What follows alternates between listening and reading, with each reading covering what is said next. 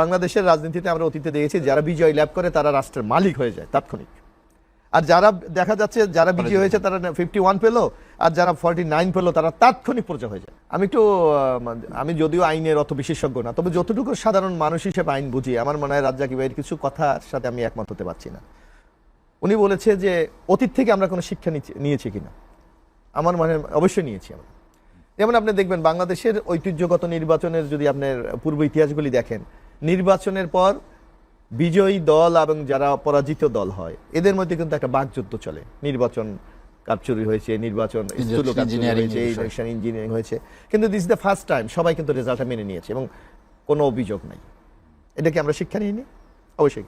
তারপর দেখবেন যারা বাংলাদেশের রাজনীতিতে আমরা অতীতে দেখেছি যারা বিজয় লাভ করে তারা রাষ্ট্রের মালিক হয়ে যায় তাৎক্ষণিক, আর যারা দেখা যাচ্ছে যারা বিজয়ী হয়েছে তারা 51 পেল আর যারা 49 পেল তারা তাৎক্ষণিক পর্যায়ে হয়ে যায়।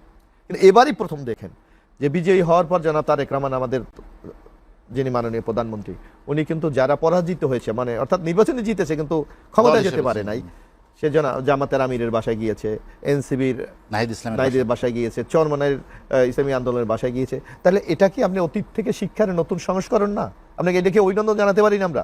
শুধু তাই না, আপনার 12 তারিখ নির্বাচন হয়ে গেছে, আজকে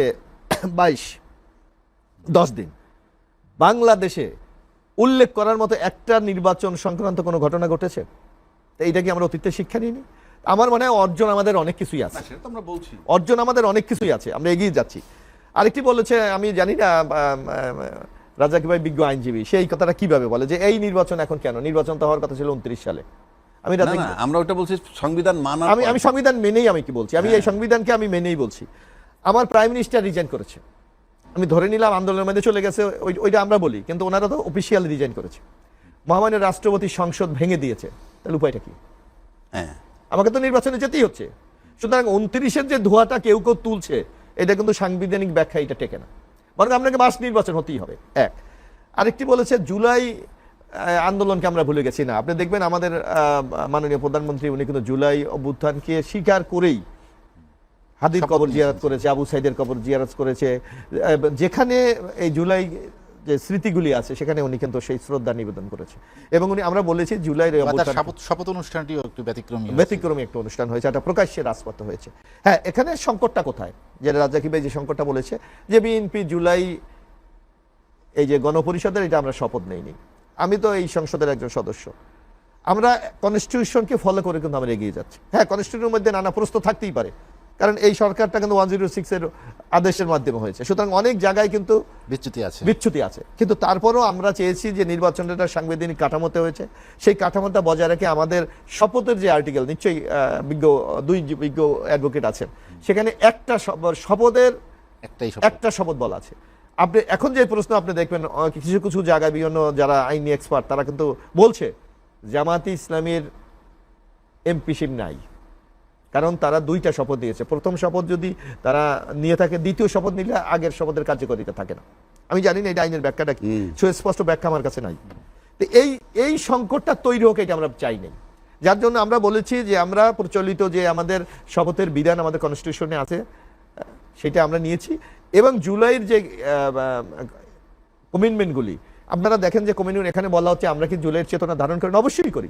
আমরা যখন জুলাইয়ের এই আলোচনাটা হয় তখন আমরা কিন্তু 30টা বিষয়ে ঐক্যমত হয়েছে, বাকিগুলিতে আমরা নোট অফ ডিসেন্ট দিয়েছি।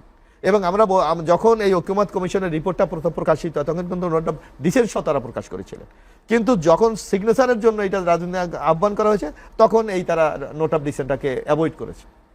আমরা কিন্তু তাৎক্ষণিক আপনার মনে থাকার কথা বা রাজ্জাকি ভাই বেলাল ভাই মনে থাকার কথা, বিএনপির পক্ষ থেকে বলা হয়েছে বিএনপির সাথে প্রতারণা করা হয়েছে। কিন্তু আমরা একটা বৃহত্তর গণতান্ত্রিক উত্তরণের সাথে এবং বাংলাদেশের মানুষের আকাঙ্ক্ষাকে ধারণ করে আমরা সেদিন কিন্তু স্বাক্ষর করেছিলাম। এখন আমরা কি বলছি? এখন আমরা বলছি জুলাইয়ের প্রত্যেকটি বিষয় সংসদে আমরা উত্থাপন করব, যদি সংখ্যাগরিষ্ঠতা এমপির মহোদয়রা এটা অ্যাকসেপ্ট করে অবশ্যই আমরা সেটা মেনে নেব। সুতরাং বিএনপির এখানে ধোঁয়াশার কোনো কিছু নেই, আমরা স্পষ্ট বলেছি পার্লামেন্ট সার্বভৌম, সুতরাং পার্লামেন্টের যে সিদ্ধান্তগুলি নেবে সেটাই আমরা আগামী দিনে বাস্তবায়ন করব। আমি একটু 1 মিনিট নেই, নাহলে পরে ভুলে যাব। উনি বলছে যে সরকার চলে গেল, সরকার চলে যাওয়ার পর সংবিধান মোতাবেক নির্বাচন। কারেক্ট। কেমনে? সরকার চলে যাওয়ার পর নির্বাচন হইতে হবে 3 মাসের মধ্যে। সেটা হলো 7ই নভেম্বর 2024-এর মধ্যে, যদি কোনো কারণ না হয় আরো 3 মাস পাইলে 7ই ফেব্রুয়ারি 2025-এর মধ্যে। এরপরে 2026-এর ফেব্রুয়ারিতে নির্বাচন, সংবিধানে নাই। আপনি এই মেয়াদ পার হওয়ার পর রাজনৈতিক দলগুলি যদি ঐক্যমত হয়ে, এখানে তো একটা বিশেষ ক্রাইসিস মুহূর্ত। আমি বলতে চাই, আপনি ওইটাও তো ধরেন রাজনৈতিক দল, এটা বিশেষ ক্রাইসিস, তো রাজনৈতিক দলগুলো যেটা ক্রাইসিসে গণভোটই করছে, এখন গণভোটে আপনার রাষ্ট্রপতির আইন মোতাবেক ওত নেবেন। যে মানে না সেটা তো বিএনপি আমরা তো বলেনি মানি না, এখনো। আমরা তো সেটা বলি না না। না না না, মানেন নাই, মানে আপনি ওত নিতে হবে, আপনি তো ঢুকতেই পারবেন না সংবিধানটায়। কেন বলছি, তাহলে আবার সংবিধানটা দেখাইতে হয়। এই সংবিধান আছে 142-এ বলা আছে, 142 অনুচ্ছেদে, যে 2/3 মেজরিটি দিয়ে এই সংবিধান সংস্কার করতে পারবে, যেভাবে মন চায় সেভাবেই ধরতে পারেন। এটা তো আগেও ছিল, না না রাখেন, কিন্তু ব্যতিক্রম আছে কোথায়? ব্যতিক্রমটা এখানে আছে, মৌলিক কাঠামোতে, হ্যাঁ। 7-এর খতে বলা আছে সংবিধানের 142 অনুচ্ছেদে যা কিছু থাকুক না কেন, ওই 142-এ যা কিছু থাক না কেন, সংবিধানের প্রস্তাবনা প্রথম ভাগের সকল অনুচ্ছেদ প্রথম ভাগের মধ্যে আছে ওই বঙ্গবন্ধু ছবি টানানো, এটার পরিবর্তন করতে না না না, পারবেন আমি একটু কথা বলি। আপনি সংবিধান পরিবর্তন এখানে বলা আছে, সাথে আপনি দেখেন যে কোনোভাবে এই সংবিধান পরিবর্তন করা যাবে না। সেটা তো- এটা কোন ধরনের গণতান্ত্রিক ব্যবস্থা? আর কথা তো সেটা না, একটা স্বৈরাচারী কথা ব্যবস্থা হলো তো আমরা স্বৈরাচারী ব্যবস্থা। adjust করতে পারি আপনি না। তাহলে করলে কি হবে? আবার 7-এর 1-2 মোতাবেক রাষ্ট্রদ্রোহী মামলা হবে। এবং 7 বছর জেল হবে, সেটাও বলে হ্যাঁ, যাচ্ছে। 7 বছর জেল হবে। প্রশ্ন হচ্ছে যে তাহলে তো আপনি যতক্ষণ মধ্যে এটা না পারতেছেন, অতক্ষণ পর্যন্ত তাহলে সংবিধানই যদি মানেন, আমি বাদ দিলাম গণভোট, সংবিধানই যদি মানেন, তাহলে যতক্ষণ পর্যন্ত পরিবর্তন না হবে অতক্ষণ পর্যন্ত জাতির জন্য না, সংবিধানের সকল অগণতান্ত্রিক বিষয় যদি কেউ যুক্ত করে, সেটা আপনি মানবেন? অগণতান্ত্রিক বলতে কিছু না, এটা change করতে- অবশ্যই, এটা তো তারা করেছে। আপনি এখন এখন বললে হবে না তো। নির্বাচনের বৈধতা নিয়ে প্রশ্ন